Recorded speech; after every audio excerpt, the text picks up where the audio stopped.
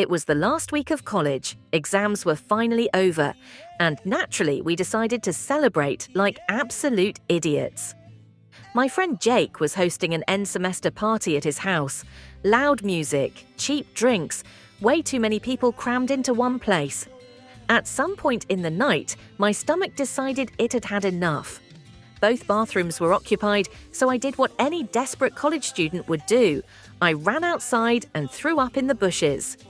When I finally looked up, something felt off. The house next door had a window wide open. That alone wouldn't have been strange, except the guy who lived there was inside our party and lived alone. Curious and still dizzy, I walked closer and peeked in. That's when I saw him. A stranger stuffing laptops, watches and random valuables into a travel bag like he was shopping for free.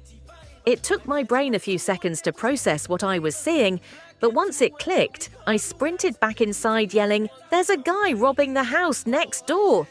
A few girls immediately called the police. The guys, however, took a very different approach. Someone grabbed a broom, someone else grabbed another broom. One absolute legend picked up an entire roll of duct tape.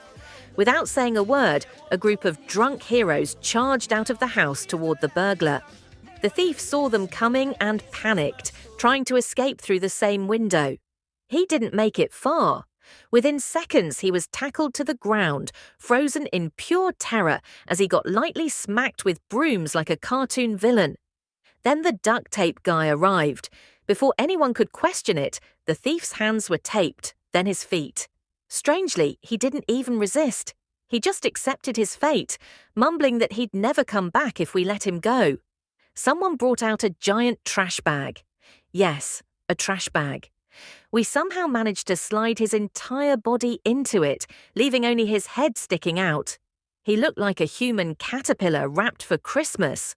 More tape followed, a lot more tape. While waiting for the police, someone decided he wasn't secured enough and ran to a nearby store to buy rubber bands. 10 minutes later, they returned, not with rubber bands, but with a full rope. I went back inside to check on everyone and see where the police were. When I came back out 5 minutes later, I was greeted by the most unbelievable sight of the night. They had tied the burglar upside down to a lamppost. By then, the party had moved outside. Music was playing, people were laughing, and someone even offered the guy a beer, though he couldn't drink it while hanging upside down. A few neighbours came out to complain about the noise, but once they realised what was going on, they laughed and thanked us for catching the thief.